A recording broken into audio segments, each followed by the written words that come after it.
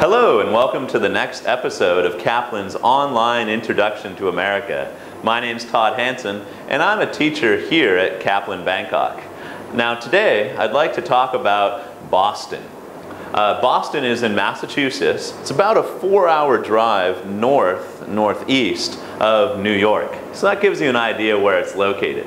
Now I'm sure you've heard of Boston. There's many famous universities there.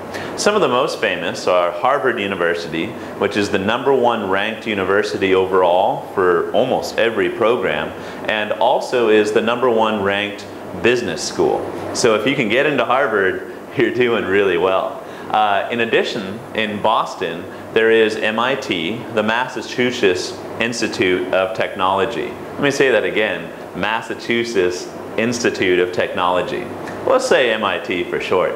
MIT has a great business school, ranked #3, and also overall for undergraduate programs it's ranked #4. So if you can go to either of those universities, you're doing really well. Additionally, there's Boston University, Boston College, and actually a total of over 100 universities and colleges in Boston. So if you happen to go to Boston, you'll be surrounded by many students from all around the world and have a great opportunity to network and meet a lot of other people.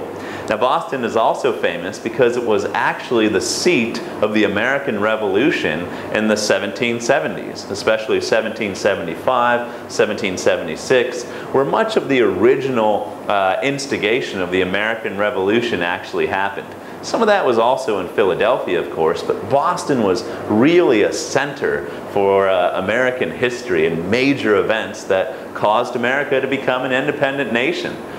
So there's actually a lot of historical things that you can see in Boston, since it is such an old and important city. Now it's not just the old stuff and the universities in Boston, but Boston's great. It has a river right down the middle. It's also actually a harbor, so you can go down by the waterfront.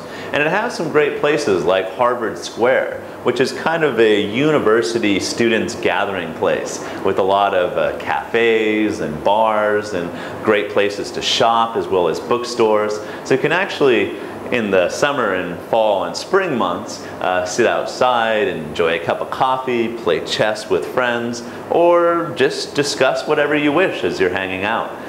During the winter it can get a little bit cold in Boston, but the rest of the year more than makes up for it. So if you're interested in culture, great universities, and a very scenic place to live, Boston's not a bad choice. All right, that's all we have for in this episode, and we'll see you next time.